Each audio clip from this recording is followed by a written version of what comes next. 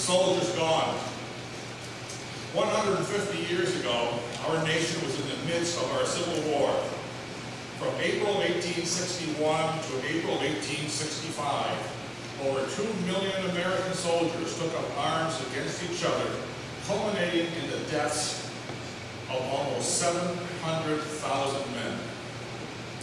Allegany County had about 3,700 men in the war, and about 400 were killed. This from our then population of 30,000 people. Our intention tonight, is not to glorify war or warfare, but rather honor the men and women who answered their respective country's call.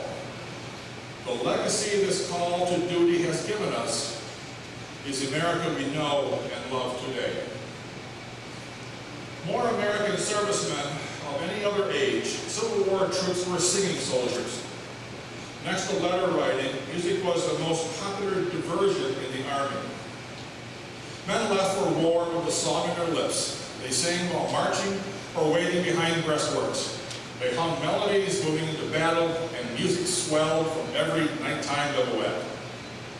That is a major reason why the Civil War sparked more new songs than any other event in American history.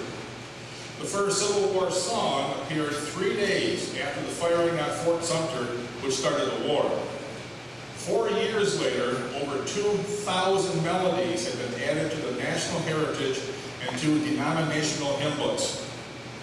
The truly popular camp songs were not stirring inspirational marching songs. The soldiers' favorites were songs of the heart, soul, and home, such as Just Before the Battle Mother, Tenting Tonight, and the ever-popular Home Sweet Home. No one can dispute that the primary cause of our Civil War was the issue of slavery in our southern states.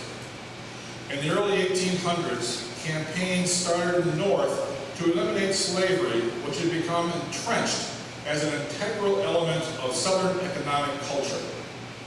At the encouragement of a few Northerners, a handful of slaves escaped to freedom in the North. During the 1840s, more slaves fled the South seeking freedom. This was an economic loss to the South, and legal efforts were taken by Southern states to recover their property. This resulted in the Compromise of 1850, also called the Fugitive Slave Act. This law now made it illegal for Northerners to help slaves escape into Canada. The law further dictated that anyone seeing a neighbor harboring a runaway slave had to report this to their sheriff, who had to arrest his neighbors. The law also mandated the slave to return to the South, thus perpetuating the institution of slavery. Efforts to help runaway slaves continued, and this now illegal activity became the Underground Railroad. The operators of the Underground Railroad used many creative methods to achieve their goals. Many of these operators, such as Harriet Tubman, worked in the Underground Railroad. The Underground Railroad was neither underground nor a railroad, but a system of people, both black and white, who risked their safety and lives to help slaves escape to freedom in the North and Canada. Pegleg Joe was a carpenter who secretly worked for the Underground Railroad in the South. He would go to work alongside the slaves on the plantations. While he was there, he would teach them a song. The song was actually a secret code. Slave owners did not know it, but Joe was teaching them a route to freedom. Slaves did not drink out of fancy metal dippers like their owners did. They would use a hollowed-out gourd to drink their water. So they had a different name for the constellations in the sky. What we call the Big Dipper, they call the drinking gourd. Pegleg Joe's song taught them that the two stars at the end of the bowl in the Big Dipper pointed to Polaris, the North Star. And slaves knew that following the North Star would lead them in the direction of freedom.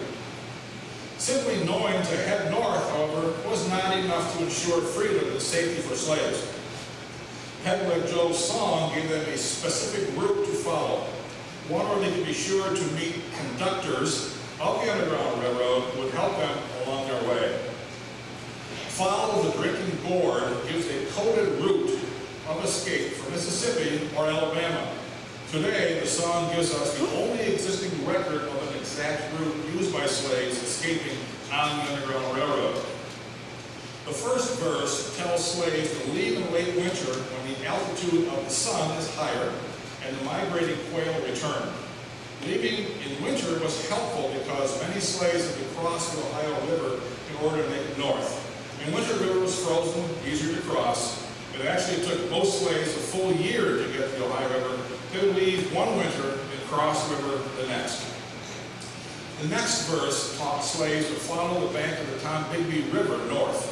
Because there were a number of rivers that ran north to south, abolitionists would mark drawings of a left foot and a peg foot on dead trees along the correct path.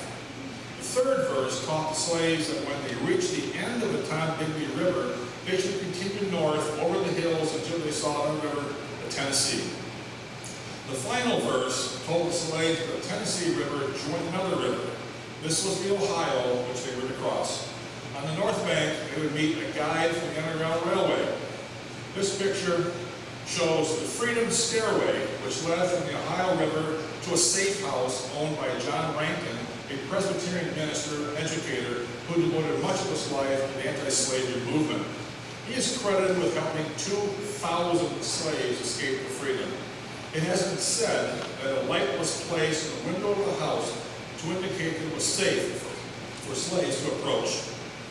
Crossing into the northern states was a great milestone for escaped slaves, but their journey was not over until they actually made it to Canada.